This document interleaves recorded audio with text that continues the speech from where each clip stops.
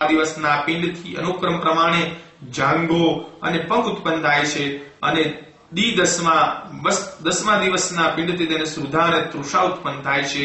પિંડદાન અને યોગે ઉત્પન્ન થયેલા દેહનો આશ્રય કરીને જીવ સ્ત્રુધાવિષ્ટ તથા તૃપ્તાકાંત થાય છે. પછી 11મા તથા 12મા દિવસે તેની પાછળના પુત્રાદિ સંબંધી જનને આપેલા પિંડ ગ્રહણ કરીને એ પ્રાણી યમદૂતોના કબજામાં જતા જેમ એક માકડાને દોરિયા બાંધી તેને ધણી ચલાવે છે તેમ તે પ્રાણીને પણ એકલો ચલાવે છે તથા એકલા ચાલ્યો જાય છે. હે ગરુડ, યમ માર્ગ વિતરણી નદી સિવાય 86,000 યોજન લાંબા છે. પ્રત્યેક રાત્રિ દિવસ મળીને એ પ્રેત 200 યોજન ચાલે તથા 47 રાત્રિ દિવસો એ પ્રેત યમપુરીમાં પહોંચે છે. એ યમપુરી જતા માર્ગમાં 16 નગર આવે છે. તેનું અતિક્રમણ ઉલ્લંઘન કરીને પછી તે પાતકી યમપુરીએ જાય છે. એ નગરી અથવા પુરીઓના નામ એવા છે કે સૌમ્યપુરી, શૌરીપુરી, નગેન્દ્ર ભવન, ગંધર્વપુર, શૈલાગન, કૌચપુર, કૃપુર, વિચિત્ર ભવન, દુઃખદાતા, બ્રહ્મોદપુર, નાનાકંદપુર, સુપ્ત સપ્તભવન, રુદ્રપુર, પર્યોવર્ષણ, સીતાઢ્ય, ધર્મપુર અને 16મું યમરાજનું નગર જેને યામ્યપુર કહે છે. પાતકી પુરુષ પોતાનું ઘર છોડ્યા પછી યમપાસ વડે બંધાયા છતાં માર્ગે જતા હાહાકાર શબ્દ કરતો તથા અંતકરણમાં અતિશોક કરતો થકો યમપુરીએ પહોંચે છે. જય શ્રી સારોદ્વારે ગરુડ પુરાણે પાપનાશન એકાદમની કૃષ્ણનામ પ્રથમો ચરિત્ર શ્રી કૃષ્ણાર્પણમસ્તુ.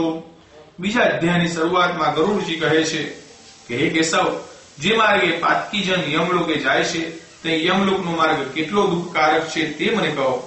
ગરુડનો એવો પ્રશ્ન સાંભળીને ભગવાન તેમને કહેવા લાગ્યા કે હે ગરુડ, યમલોકનો માર્ગ અતિ દુઃખદાયક છે તે હું તમને હવે સાંભળાવું છું કે જે દુઃખ સાંભળવાથી તમે મારા ભક્ત છો તો પણ ભીતિકારક હોવાથી કંપિત થશો. યમ માર્ગે જતી વખતે એ પ્રેત જે ઠેકાણે વિશ્રાંતિ કરે તે ઠેકાણે વૃક્ષોની છાયા હોતી નથી અને જેથી પ્રાણનું સંરક્ષણ થાય એવા અન્નાદિક આદિક પણ હોતા નથી. તૃષાગ્રાંત થવાથી જલ પ્રાશન કરવાને ઈચ્છે પણ તો પણ જગ્યાએ જલ દ્રષ્ટિએ પડતું નથી. હે ગરુડ, પ્રલય કાળે જેમ 12 સૂર્યપ્રકાશમાન થાય છે તેમ યમ માર્ગે પણ નિરંતર 12 પ્રકાશ પામે છે. પ્રાણી યમ માર્ગે જતા કોઈ ઠેકાણે ઢાળ તથા પવનથી પીડિત થાય છે તો કોઈ ઠેકાણે કાંટાથી વિધાય છે, કોઈ ઠેકાણે અતિ ભયંકર વિષયુક્ત સર્પથી દંશિત થાય છે, કોઈ ઠેકાણે ભયંકર સિંહ, વાગ્ર અને વરુ કોથી કરડાય છે, કોઈ સ્થળે વીછી દંશમાય છે અને કોઈ સ્થળે અગ્નિમાં તે હોમાય છે. તે માર્ગે અતિ વિસ્તરણ એટલે કે 2000 યોજનના વિસ્તારનું છતાં અતિ ભયંકર એવું અશિપત્ર એટલે કે તલવારના જેવા પાંદડાવાળું નામનું વન છે કે જે વન કાગડા, ઘુવડ, ગીધડાઓ, મધમાખીઓ અને મોટા ડાંસ વગેરેની નિરંતર ભરપૂર છતાં જેમાં દાવાગ્નિ નિરંતર હોય છે. તેથી એ ઠેકાણે જનારો પ્રાણી એમ ઉપર ગયેલા દુઃખદ પ્રાણીઓ વગેરેથી પીડિત થવા છતાં એ વનમાં પાંદડા તલવારથી ધાર જેવા તીક્ષ્ણ હોવાથી તે વડે તેનું શરીર છિન્ન ભિન્ન થાય છે. કોઈ સ્થળે અંધકૂપ એટલે જમીન બરાબર છતાં ઉપર વાંસ પાથરી, તે ઉપર ટાટ પાથરી, તે ઉપર માટી નાખીને તેમાં ઘાસ ઉગાડેલા કુવામાં પડે છે. કોઈ ઠેકાણે પર્વત પરથી પડે છે, કોઈ ઠેકાણે અતિ તીક્ષ્ણ અણીવાળા ખીલાઓ રોપાયેલા હોય તેની પર ચાલીને જવું પડે છે. કોઈ ઠેકાણે અતિ ગાઢ અંધકારમાં જઈને ઢેબા ખાય છે, કોઈ સ્થળે જલમાં પડે છે, કોઈ સ્થળે જળોવાળા કાદવમાં પડે છે, કોઈ ઠેકાણે બહુ જ તપી ગયેલા કીચડમાં પડે છે, કોઈ સ્થળે અતિશય તપેલી રેતીમાં ગમન કરે છે, કોઈ વખત અગ્નિથી સંયુક્ત થયેલા તામ્રમય પ્રદેશમાં, કોઈ વખત અંગારામાં ડગલામાં ગમન કરે છે અને કોઈ વખત ધુમાળાવાળા પ્રદેશમાં પડે છે. કોઈ વખતે અગ્નિથી વૃષ્ટિ તથા કોઈ વખતે લોઢું તથા પાષાણની વૃષ્ટિ થાય છે, કોઈ વખત રક્ત વૃષ્ટિ તથા કોઈ વખતે ઊના પાણીની વૃષ્ટિ થાય છે. કોઈ સમયે રાખોડી અને કાદવની વૃષ્ટિ થાય છે તો કોઈ પ્રદેશમાં મોટા મોટા ધરા પડે છે જેમાં કોઈ ડૂબવાનો જ સંભવ.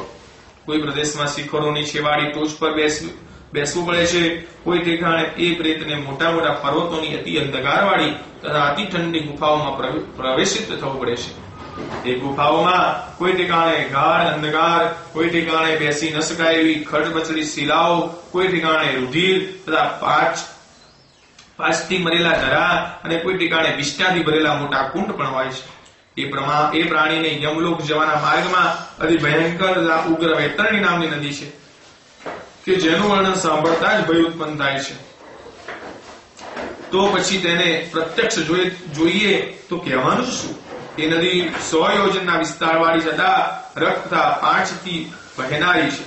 મોટા મોટા હાડકાઓમાં ઢગલા એ જ એની ભેખડો અને માંસ તથા રુધિર એ જ એનો કીચડ છે.